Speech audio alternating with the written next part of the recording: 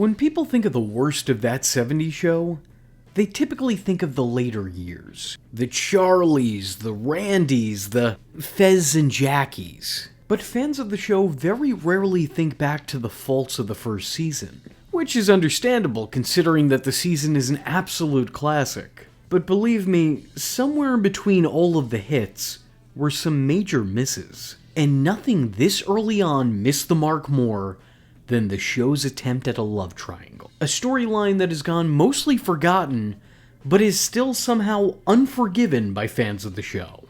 I'm talking, of course, about Eric, Donna, and Hyde. A low point during the height of the series. The worst of the best when it was at its best. The show's one true pairing was always Eric and Donna. From the pilot, hell, probably from the pitch of the show. They were always the intended end goal and the couple of the series. But in an effort to keep things interesting, the show felt the need to follow the will they won't they trope, creating roadblocks for the love-struck neighbors. And their first was their worst, as it was decided very early on that Eric's best friend would make a move on his soon-to-be girlfriend. And after what feels like a whole season of Hyde telling Eric to make a move, Hyde decides to take his own advice. Knowing that there are shared feelings between two of his best friends, Hyde interjects himself in their relationship anyway. Which is just always bad etiquette as it is. But what makes matters worse is that there's no valid reason for him to do this. There's nothing to say that Donna has anything for him. And yet, he still goes ahead and tries. What the hell are you doing? Buying Donna a gift. You know Eric likes her. I know, man, but they're not officially... Still. This obviously causes some tension between the two friends, who spend episodes silently but openly fighting for Donna's affection. Which is weird because this was always unrequited love. Hyde might have had an interest in Donna, but Donna never had any kind of interest in Hyde. At least nothing past friendship. Yet this was still enough for Eric to feel threatened by it, acting as if he was in competition with his best friend over their other best friend. So it's kind of a weird story beat that doesn't feel like it works as intended. And what makes matters even more confusing is that despite feuding with Hyde, Eric never stops being friends with him. They're still pals, except for when they can't be. It's a very weird dynamic that the show seemed to forget in intervals. Whenever this wasn't the subject of A or B plots, it wouldn't even see screen time. No problems would ever be mentioned or referenced. And their friendship, for the most part, would feel mostly unaffected by this strange situation. And then in episodes when the plots did pay attention to Hyde's infatuation, there's suddenly an understandable uncomfortableness between the two. So not only was this not good, but it was also not consistent. I can't point to any memorable moments between Hyde and Eric when they were bickering. I don't think this triangle led to anything spectacular. It was a light that people didn't want to see Steven in, and it was a situation that people didn't want to see Forman in. Fans simply didn't want to see these friends fight. It just didn't do anything for their dynamic. Even worse is that I don't know that there's any real romance to reference between Hyde and Donna to begin with. Because not only does she reject all of his advances, but there just doesn't seem to be a whole lot of chemistry between the two to begin with. Or at least, not romantic chemistry. These characters do have a bond, but they feel more like buddies than anything else. While their character types seem like they would be a match, their characters just weren't. This just didn't seem to be the type of connection between the two, even if the narrative suggested otherwise. It just didn't come across the way it was intended. Any love shared between Hyde and Donna seemed platonic. And it was, for half of them. Because if there was ever a choice to be made between Eric and Steven, it's clear that she's already made the choice. Hey, Donna, man, I brought my double sleeping bag. Great. Can Eric and I borrow it? I mean, look at you. I can't help. Well, you better. Donna appreciated Hyde, but she never felt the same way for him. She loved Eric. Hyde was never a real threat for their potential relationship, and there was no potential relationship to be had between he and Donna, meaning that this was just a whole lot of nothing.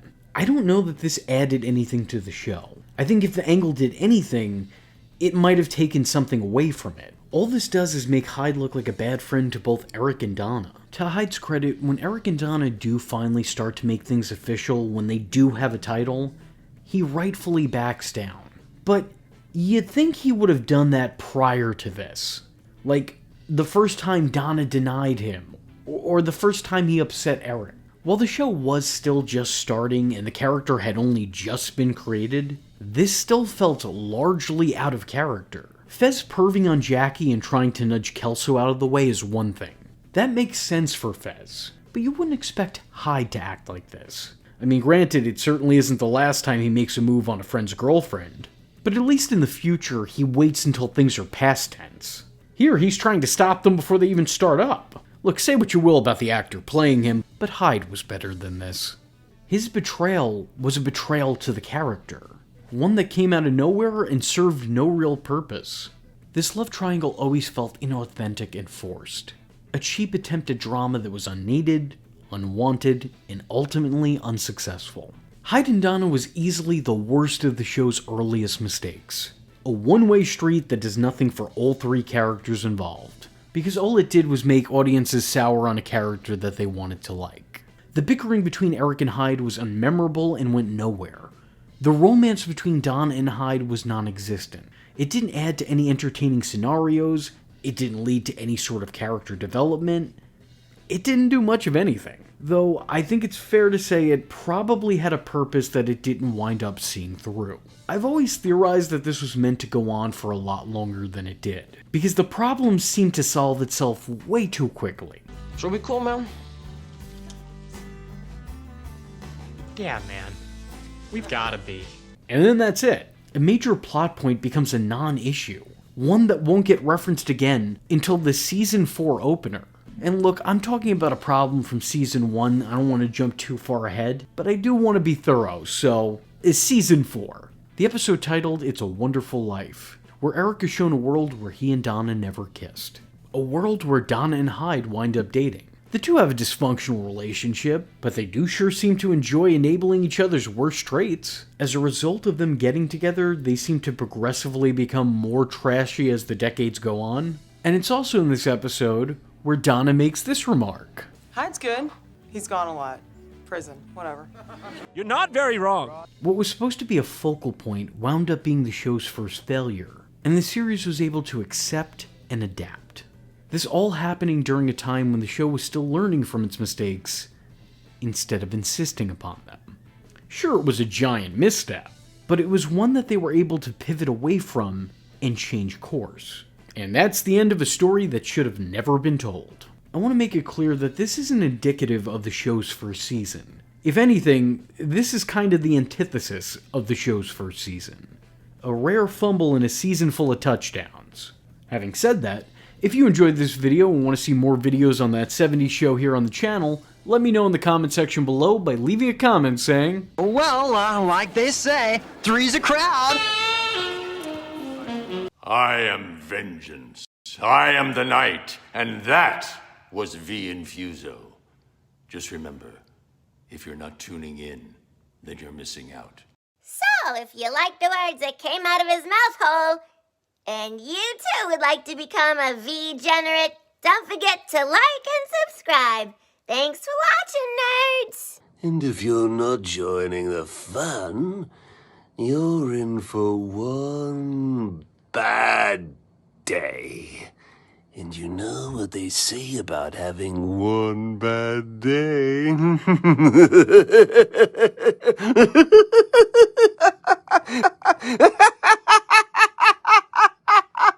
Catch him next time. Same bat time. Same bat channel.